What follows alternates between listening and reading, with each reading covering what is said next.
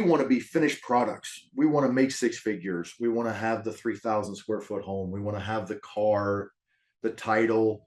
We want all of the end. Yeah. Which is, again, that's a great goal. Nothing wrong with those goals. Sure. But so often we're not willing to start small. And so when the author there says, don't despise those small beginnings, but the second part's the most important part for me, because God rejoices to see the work begin. I almost think that there's a level of blessing that comes from those small beginnings.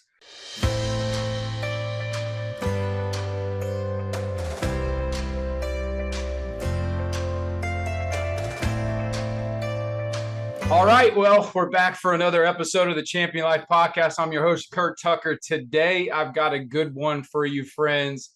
I've got my good friend, my pastor, Andy Warren, in the house. Andy, how you doing? I'm doing good, Curt. Thanks so much for having me here. It's good to have you, man. Yeah. So I've been wanting to nail you down for a while, man. You're a busy guy. And so anyhow, this podcast is all about, and we have these conversations all the time. We'll try to keep our view on you guys, but this podcast is all about doing three things: helping people create a life of abundance, of freedom, and a word that I know you love, victory. Yes. So let's camp out on the word victory for a second. You know, you are my pastor of Victory Church, celebrating 15 years, right? You know, which is crazy. So as we talk about victory in people's lives, what does that word mean to you when you think about the word victory for the people who are watching this podcast? And I'm going to encourage you to tune in with us to the end on this one, because I got something special to share with you. But for you, what does that word victory mean to you? I'm curious. I've always wanted to ask you that question. Yeah. I think all of us at some point want to know we're winning. And so I think that the word victory, you know, just is obviously synonymous with, hey, I want to win. And I think we need to know in what areas of life are we winning. And so, you know, becoming the pastor at Victory Church 15 years ago, I think it was a God assignment. I love the word victory because it gives you a clear understanding of, you know, did you win? Did you lose? And so that's important to me to be able to figure out, hey, let's clarify the win. What does that mean? And so, you know, you and I talk a lot about that, those different wins, those different victories in different areas of our life. And so, you know, to me, you know, victory is just it's so important because it gives you, hey, how did I do today? Did I win today?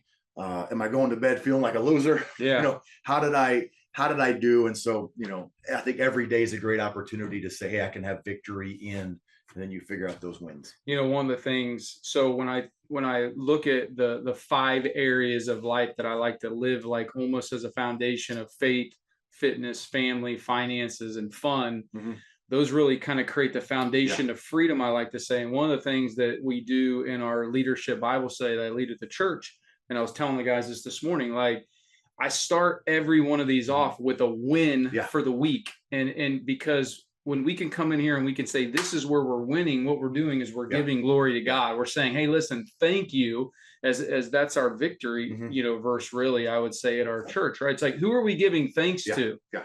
It's to God. So let's rewind back. So 15 years you've been the head pastor at Victory Church, but how many years have you been in ministry? Yeah, almost 30. So almost 30. Yeah, so I was a youth pastor at 3 different churches. Okay. And then a lead pastor at a small church in Northeast Ohio, and then Victory Church. Okay. So yeah, it's been a minute. And Beth and you, your wife, lovely wife, who is fire. If you ever get a chance to watch her, she's incredible. You guys have been married now for, is it just 28 years? Okay, so 28 years in ministry. 3 champion kids. Yeah, absolutely. Yeah, they are. You know, so they're all now grown up in a next season of life, right? And so what was it like doing, you know, ministry, being married? Because, you know, a lot of my audience is there are a lot of men, husbands, fathers, entrepreneurs. They got a lot going on. Yeah. So what was it like in the early years of ministry for you with being married, having that obligation, 3 kids? I mean, you know, what was that like for you? Yeah, I think whether it's ministry, whether it's being an entrepreneur, whether it's being a successful teacher, coach, you name it, it's really about priorities. And so from the very beginning of leading Victory Church, I would constantly say, Victory, you are the seventh most important thing to me. Mm, I would say my relationship with God is first, my relationship with my wife is second, then my relationship with each of my children. And then really, and it's, obviously I'm the first person that I have to lead. So my yeah. health is important as well. And then I would coach the church. I would teach the church to, when I say that, I need you to say amen. Mm, I need you to get that into your into your thought process of, hey, he's right. yeah. Because so often So we they could think, lead themselves that way, yeah, right? I yeah, mean, because so often we think, I've got to keep the lights on. I've got to stay up late and work on the project. I've got to do whatever needs to be done. But if you're not leading yourself well, if your relationship with God is not healthy, if your relationship with your spouse, your children, if all of those things are out of balance, out mm, of order, then no matter what you're doing, which is, for me being a pastor, it's not going to be healthy. And so one of the things I say often is, if God is not placed in his proper order, your life will always be out of order. And mm, so from the very beginning, I modeled that. And then of course, you're like me. The more you're in leadership, the more experience you have, the more efficient you become. yeah. Where it's not taking me 16 hours to prepare, a talk for the weekend. I'm able to get things done in 4 to 6 hours.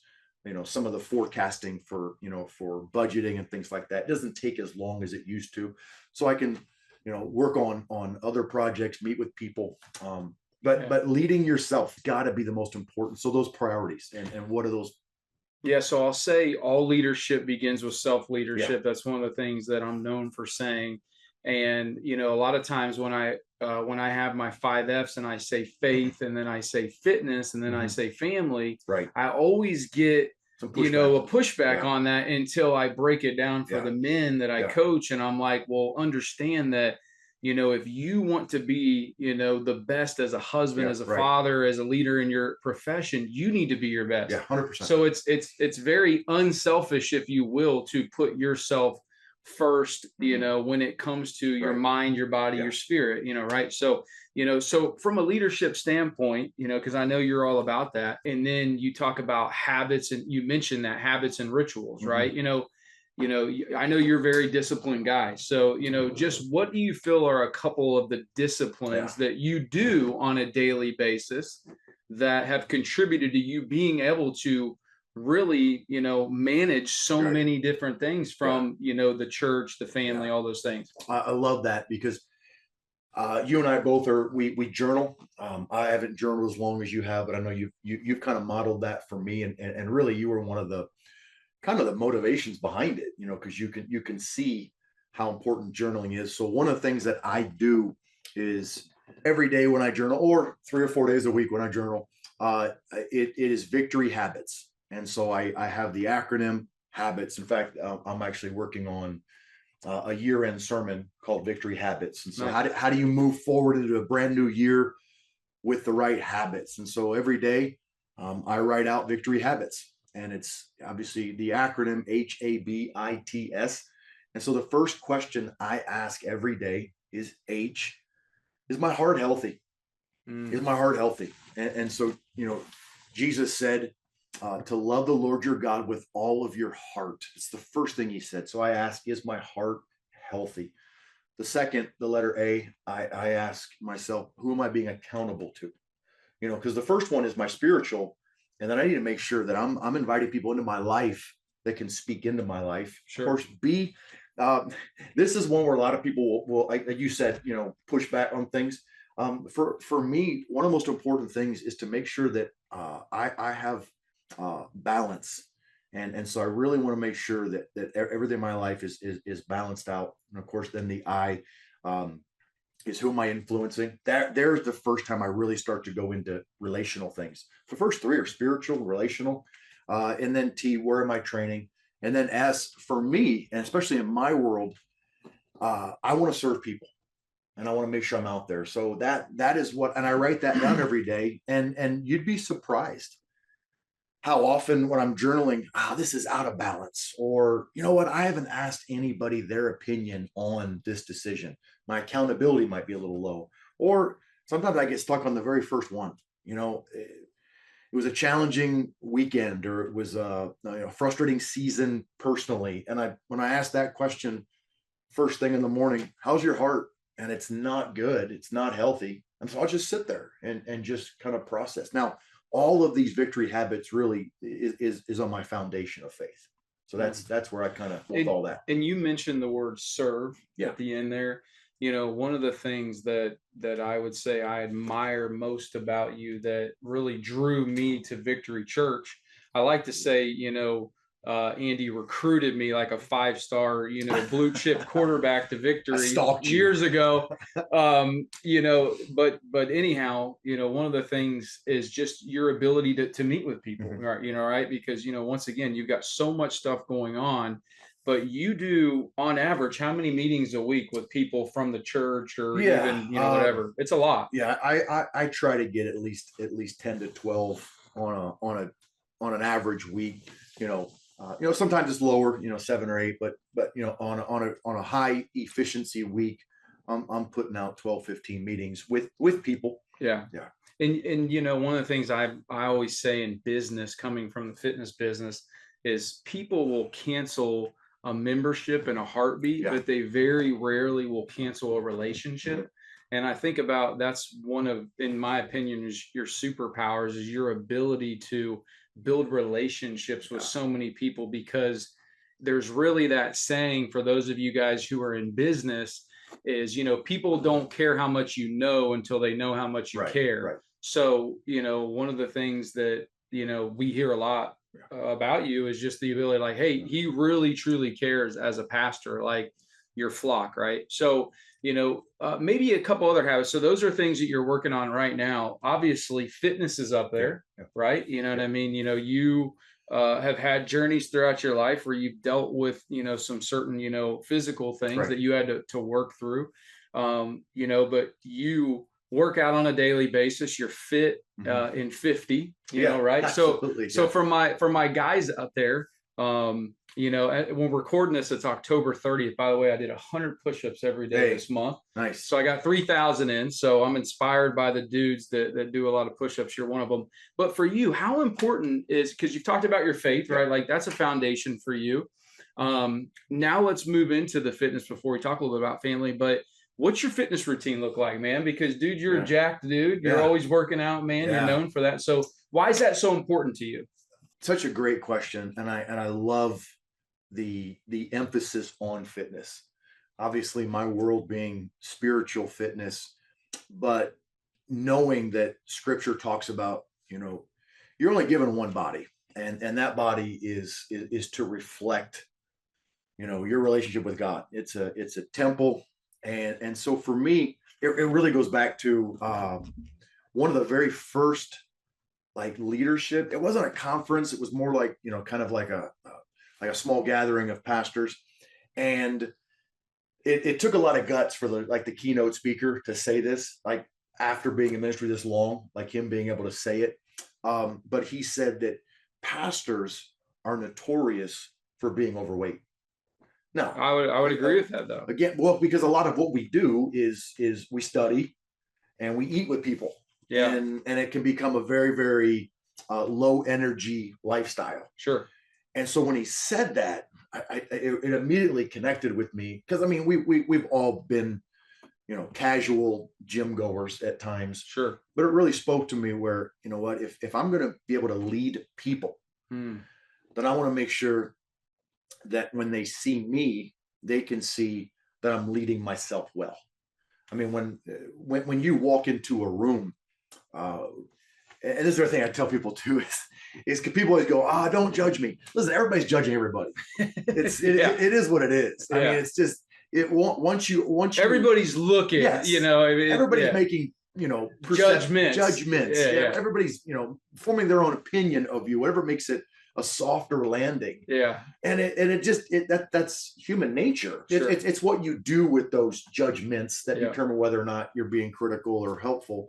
But I wanted that first impression of me to be, hey, it looks like at least he takes care of himself. And of course that's important.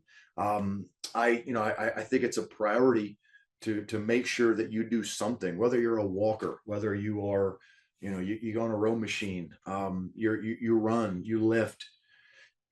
That physical exercise is huge because there's so many health benefits to it. Yeah. But also I want longevity. I want to be doing this. And I tell people often when I hang up my ministry cleats, I want to be able to hang them up and still be able to say, man, I gave God everything I had for decades Mm. and still was operating at a high level. People argue over who was the GOAT, Michael Jordan or LeBron James. But when you see what LeBron James is doing at age 40, Yeah. and one of the things that he says often is he takes care of his body. Yeah. And so, Invest a lot yeah, of time, money, but being able to stay at an elite level physically is going to enable you to keep doing what you're doing corporately, relationally, occupationally, and that's what I want. Yeah. So it's huge. Well, and I think, just from a wisdom standpoint, I heard a pastor say this one time, but I think this goes for all of us, is as you get older, you hopefully have become wiser. Right. And so that's an opportunity at the wisest years of your life to be able to then, influence Mhm. the younger generations, right? Mhm. And so, if we don't take care of ourselves, now we miss those latter years Yeah. to be able to do whatever we've called to do at hopefully our wisest point Yeah. in our life. And I love that you say, hey, listen, I've got another 20-25 years as pastor, Yeah. because of the mission that God's called you to. And so obviously that's huge. And so let me just curious for the people out there that are like, hey, I'm busy, man. I'm doing a lot of stuff just like you're busy. How could somebody make their fitness journey simple? Yeah. What is it that you do? Is it more of a, because once again, I think we both understand it. It doesn't take hours. You don't need to be in the gym for hours. No, It's no. more of a, I think you're a lot like me, where it's just more about consistency. Yeah. Like, hey, if I've only got 30 minutes today and that's all I've got, I'm still going to take 30 minutes Right. better than nothing. You have a saying, right? What's you're saying? It's one's better than none, One or is more than zero. one is more than Yeah, zero. 1 minute in the gym, one rep in the gym is more than zero. And really, when it comes to that area of fitness, it's all about sacrifice. You're going to sacrifice sleep. You're going to sacrifice personal time. But if it's important to you, you're going to sacrifice. So when the kids were young, and a lot of you guys watching, maybe hey, I got young kids. I can't do this. You figure out, you carve those moments in. So whether it's, hey, the kids are young and your wife needs you to help, and so before you get them on the bus, get them dressed, breakfast, all those things like that. I would get up, stupid early. Yeah. Go get the workout in. Because when I work out, and I'm sure people, you've heard of this, the habit stacking. Yeah. When I'm working out, I'm listening to a podcast. In between sets, I'm journaling. I'll throw a social media post. I'll answer texts, because a lot of times, and I love to joke with guys at the gym. If I see them doing this, because you see guys at the gym and all they're doing is flexing their jaw. And I'm like, hey man, I think that you're is today jaw day, because all they're doing is this, the entire time. Sure. And so if I'm in there for 45 minutes, I am, as I said earlier, I'm efficient at what I'm doing. Yes. And we all want dividends. And so one of the things I say often is, for me, spiritual dividends create, or spiritual discipline creates spiritual dividends, but the same thing, physical discipline creates, those physical dividends. It's not a cheat day. I know Dwayne Johnson kind of, made that famous, and I did some reading about a year ago. And so I do a once a week treat day, and Nice. again, you're not going overboard, but you got to have some fun. When we talk about that, you got to be able to enjoy your root beers. Yes. Right. Your root beers. Yes. Bottled root bears where it's at. So trying to make sure, and Grandpa Joe's in Troy, Ohio, has a huge, and they're not sponsoring this, but they should, but they have a whole, variety of bottled root beer. But yeah, Curt, I love that your focus is on fitness. Yeah. And that's such a huge Well, priority. and just one of the things that I learned this month, and I was actually talking about this with the guys this morning as we're going into November, my question to them was, what discipline do you need to implement for this month that, literally could take 5 minutes or less? Yeah. And we just started talking about things, because one thing I realized going into October was, hey, I'm going to do 100 push-ups a day on top of my workouts. And I realized that when I would hit, 4 sets of 25, that literally each set to do 25 push-ups would take me about 25 seconds, and I would rest for 30 seconds. So in 4 minutes, I'm doing 100 push-ups. And then we just started talking about, well, what are the things that you're doing? Like, how long does it take to pray with your wife? Like 30 seconds. Yeah. And right. Well, and let's just be honest. It's the longest 30 seconds of your life. 100%. Yeah. But it's 30 seconds, right? Like, how long does it take to, send an encouraging message to somebody, to your kids? How long does it take to make one extra phone call today in your business, or for you, maybe as a pastor, a couple texts of encouragement? That's one of the things you're known for in our church with thousands of people, is the amount of people that you'll text that somebody will say to me, man, I can't believe Pastor Andy texted me. Yeah. It's like, how does he even do that? It's like, because it's a priority for you. It goes back to those priorities. Yeah. And that's why, if you're not physically fit, I really believe that your energy really suffers as a result of that. And so as soon as your energy starts to wane, your focus is off, and really your body's just trying to exist. And so it's an uphill battle, because, again, no energy, no focus, no efficiency. And so that's what happens a lot of times. And so, yeah, I mean, when you're in the gym, and it can be something as simple as, hey, I'm going to go do 10 laps around the track. Yeah. Or I walk around the neighborhood. Walk around the neighborhood. Yeah, I just saw something yesterday, and I've been doing a lot of reading now. I just turned 50, so I've been doing a lot of reading, and there are so many different, YouTube coaches, people that I listen to podcast wise that talk about how much muscle you can still gain in your 50s. Like and there's the same thing in your 60s. Now it's easier in your 30s and 40s. Sure. And it's kind of this, it's almost like the same thing in your 20s. It can be difficult to gain muscle because your metabolism's running so high. And so it's kind of the same thing in your 50s, as your metabolism starts to slow down. Sometimes it's almost that same concept, but in reverse. Gotcha. And so you've got to figure out ways, from diet to those disciplines we talked about. But again, it's one of those things where priorities matter. One of my favorite quotes is, if it's important, it's on the calendar. If it's on the calendar, it's important. So every single morning, my first several calendar alerts are, the first 3 are Bible reading, spiritual podcast, Christian podcast, then a leadership podcast, then a journal, then a gym. And so I have the opportunity within the first half an hour of my day, again, Bible reading, after you make your bed, right? We all make our bed first, but Bible reading, some sort of spiritual podcast. That could be a sermon. That could be a leadership devotional, leadership podcast, journal, gym. I have an opportunity to go 5 for 5. And again, we go back to victory. We go back to, stacking those wins that create confidence, right? Or it's 9 a.m. and I'm Aaron Judge in the 2024 World Series going 0 for 5 against the Dodgers. Come on, Aaron. I want to make sure that, at 9 a.m., oh my goodness, I look at my morning and go, I'm 5 for 5. Nice. I just hit, whether it's there's some of your gym workouts are singles and some are home runs. But I want to make sure that I get some wins in me. There's something about, when we have clarity, right? Which it sounds like you have great clarity on what you're going to do each morning, right? Yeah. It's in your calendar, Yeah. you know. And then when we have the consistency, when we do what we say we're going to do, it creates this confidence, Yes. right? You know, so for you, you've dialed that in. So I would encourage you guys out there, like pick 3 or 4 things each morning that's very easy for you to do.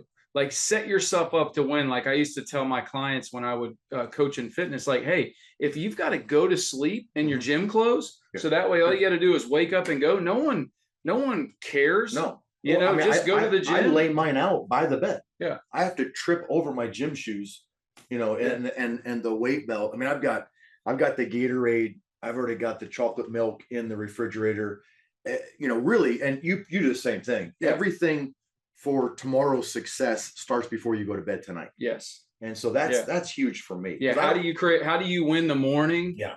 You know, by literally preparing the night before. One of my clients today said, hey man, normally I work at 12, but I did it at 10 today because I had a meeting, and I texted him, prior proper planning prevents poor performance. Oh, it's so good. You know, it's like one of the things I'm so big on, I know you are too, is preparation. Yeah. And you said something really good earlier that, you know, it used to take you, you know, 15 or 16 hours to prepare, you know, your sermon, and now it takes 4 to 6. Why?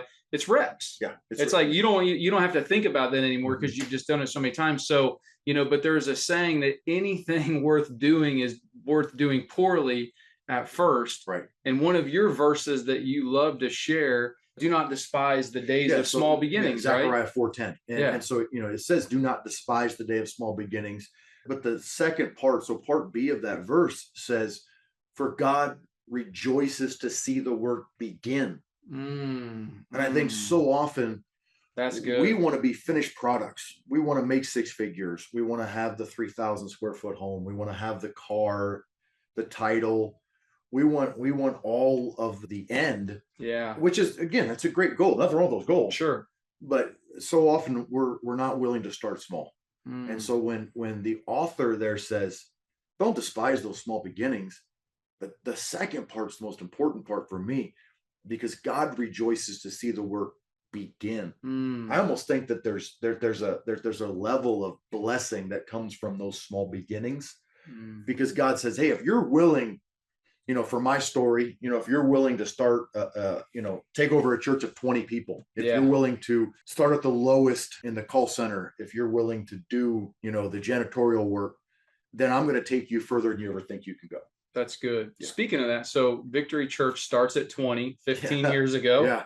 Now, 20 people. Now, you know, and for those of you who don't have the honor of going to Victory Church, you know, I would encourage you, jump on YouTube and you know, and watch one of Pastor Andy's sermons. He's an incredible, gifted speaker and leader, but most importantly, is a Bible teacher. Yeah. That's, you know, for me, everything that I do, I want to run it through. What does this say? You know, right here, this book everywhere. Sometimes when I'm traveling, Andy, and I'll go do my Bible study in the morning, and you can see kind of people looking over at me like, oh, and like he's doing his Bible study, you know, and it's like, and I know there's the Bible on the phone, but for me, whether I'm in, you know, wherever beach, wherever we're trying, it's like, dude, this book has to go with me. But you're such an incredible Bible teacher. It's humbling to see. But again, it's to me, it's the confidence. I think a lot of people, and even if you're not really a church person, you're going to church for Christmas and Easter. I mean, let's just be honest. I mean, grandma's going to bring you, or your spouse, or, you know, hey, it's something nostalgic, you know, Christmas Eve, we all go, or Easter, you know, you kind of feel obligated. And so one of the things that I really want to make sure that's important to me is I can show up on those days. I mean, anybody can show up and be, you know, bring your A game on Christmas and Easter. But I want to make sure February and August, you know, when it's, you know, the dog days of summer or the winter blues, that I'm bringing the same enthusiasm, the same energy, because consistency, as you said earlier, for me, and I say it often, consistency in me produces confidence in God. And so I'm doing my part, and then I have the confidence God's going to do his part. You know, and just, I've never thought about this way, but just even what you're saying is, I think it also creates confidence in the congregation, because when they see, you know, the leader that just keeps showing up, day in and day out with the same enthusiasm, there's just something about that that says, man, I want to follow Yeah, that guy, yeah, right? You know yeah, what I mean? Like, talking about leadership, if you're leading a company right now, a business, or even if you're just leading your right, house, right. right?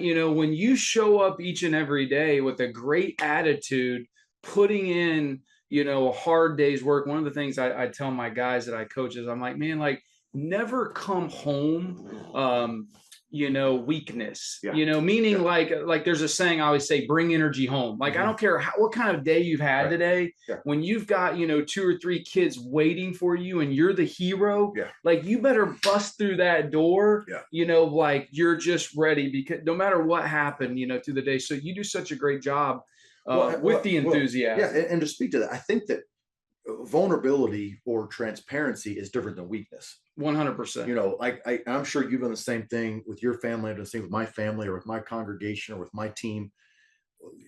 Nobody wants to follow a weak leader, who's always making excuses. Yeah.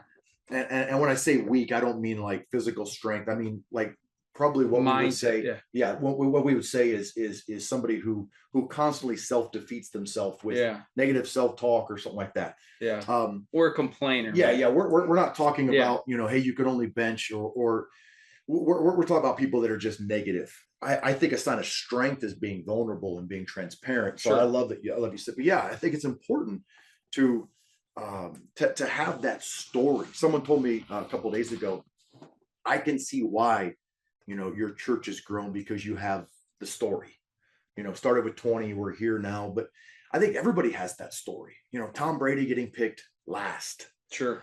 Maybe your dad left you when you were young, and so you've never seen what a healthy family or healthy marriage looks like. Or maybe you were fired. I mean, all of us have probably had some sort of experience where, Yeah. hey, they didn't pick you. You were the shy kid, the insecure kid. You can create your own story. And I Mm. think that's the part where a lot of us, going back to for me, because of my world, going back to that scripture in Zechariah, just get started. Mm. And I think so often we're afraid to get started because we know it's going to take some time. Yeah. It's going to take an emotional deep breath Yeah. to get that done. So I wanted to ask you this, your greatest lesson, you've got, Yeah, 30 years in ministry, leading a church from 20 to thousands, 28 years of marriage. I mean, you've got some wisdom here. yeah, If you had to just off the top of your head, one of the greatest lessons that you feel like you've learned in your lifetime to share, yeah. what would you say? Such a great question. And to me, it really became almost like a layup. Like, hey, I got this. I know where this should go. Is to be authentic, Mm, to be me. So that's good. we all have role models. We all, whether it be an actor, an athlete, something in the academic world, we all have somebody that we go, hey, I want to be like my teacher. I want to be like that, that coach or whatever. So in my world, I would see these spiritual leaders that could command a room. They could preach to thousands of people. They wrote books. They did podcasts. They were inspiring. And so I would find a personality and Mm, I would try to become like as much like them as possible. wow. But then what I realized was I was only becoming a watered down version of that person. Wow. So when we first came to Victory Church 15 years ago, one of the first things I remember telling my wife Beth was, "Hey, for the first time," and again, there's only 20 people, and Yeah. and so it was a great time to start this. But I said, "I'm just gonna be me," and I remember her joking. She goes, "I hope they like you," you know. But you're being you. It's the easiest thing you can do. Mm, And I think when you genuinely meet somebody who is so comfortable in their own skin, I mean, they have self-awareness, sure. but they're comfortable in their own skin. They know who they are. they're so easy to follow. Mm, Because when you look at some of the successful leaders, and this is a leadership podcast, whether it's spiritual, financial, influential, the majority of them are not 6'2", 225 and chiseled, sure. or they don't come from money, or they don't have, they aren't the most charismatic. What they are is they're uniquely them. Yeah. I mean, when you look at some of the key leaders and key influencers, they're just unique to who they are, and that's important. That's huge. Yeah. So you mentioned being authentic, so in closing, I heard Gary Brecka, a guy who I Yeah, follow. yeah. I follow him now because of you. So thank you for Good. that. He's the real deal. I got to try to keep my pastor as healthy as Yes, possible. I yes. want you to be around for 30 more years. But he was talking about vibration levels. And he was talking about how they did studies with so many people where they put them in some type of a chamber where basically what it did was it blocked out any type of outside atmosphere thing that could change, and they could test a person's vibration. All right. And there was the highest vibration frequency, the top two, love was the second highest vibrational frequency, and number one was authenticity. Wow, that's Isn't amazing. that crazy? It's amazing. And one of the things that you talked about earlier was like those one-on-ones that I'll make sure that I'm intentional about carving out time to meet with people. And one of my fears as a leader, this isn't a pastoral thing. One of my fears as a leader, because again, if you're a dad, you're leading your family. If you're a husband, you're leading, your family, your spouse, you're leading, if you're a manager at Kroger, you're leading your employees. But that authenticity, one of my fears is that we're losing the face-to-face conversational skills because of screen time, because of we're being pulled in so many different directions. And really, when you sit down with someone one-on-one like this, there's a really cool energy exchange Definitely that you don't get from a Zoom call. I agree. Again, we talk about efficiency. I love listening to podcasts and all that. But when you sit down with someone one-on-one, at a Starbucks, or you go grab dinner, or go for a walk, or work out in the gym, or sit next to them at church, there's an energy exchange that's life-giving. Yeah. And I love that you said that. When you're authentic, man, how much more impactful is that? Yeah.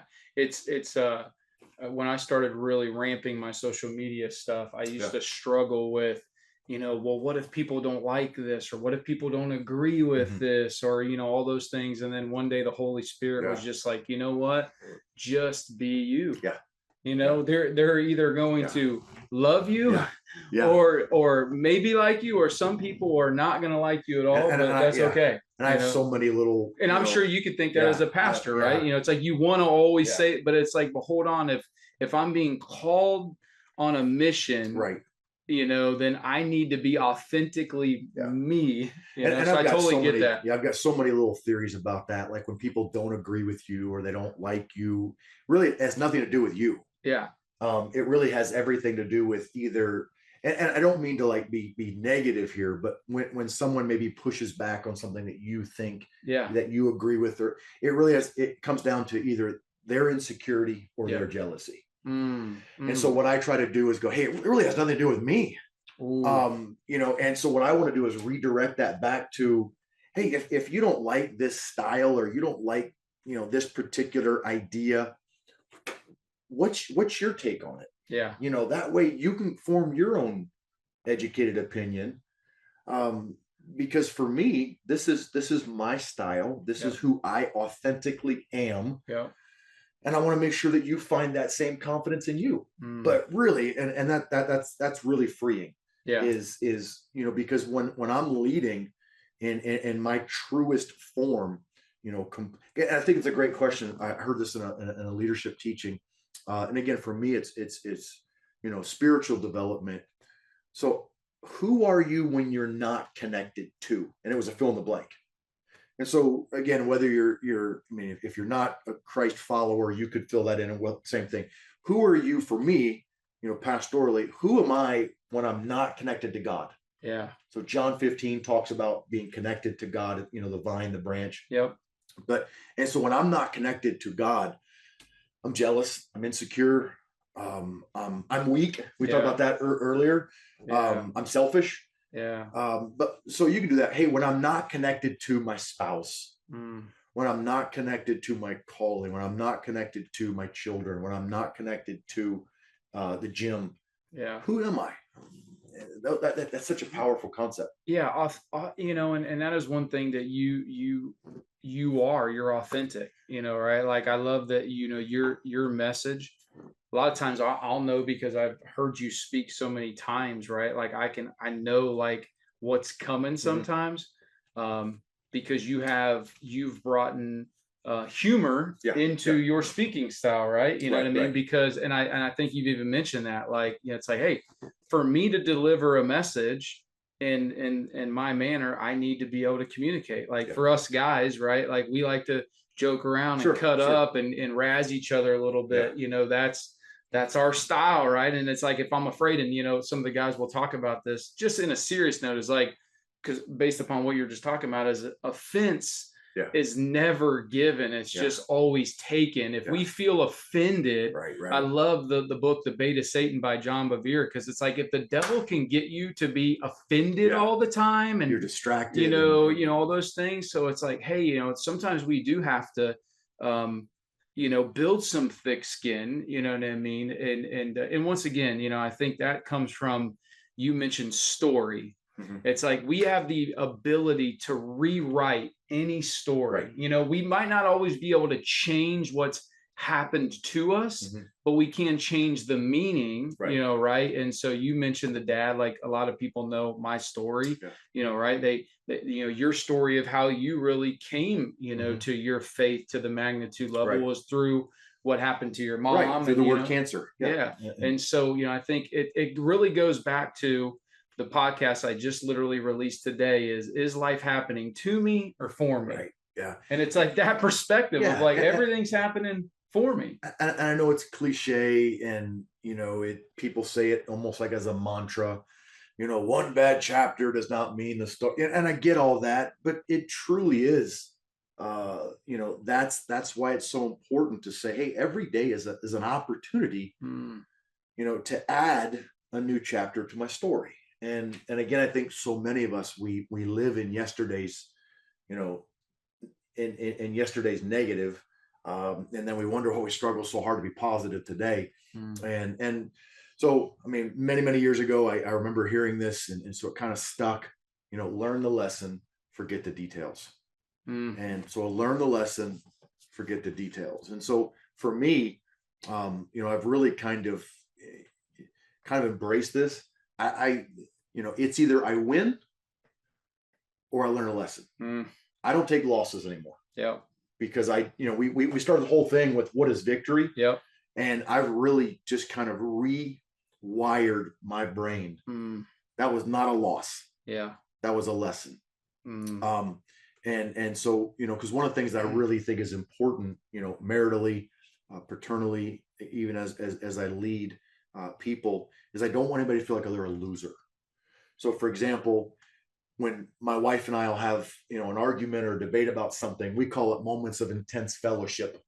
Okay. Not a fight. It's not a fight, but I don't lose arguments. I learn a lot of lessons. That's good. But either we win together, or we learn a lesson together. That's good.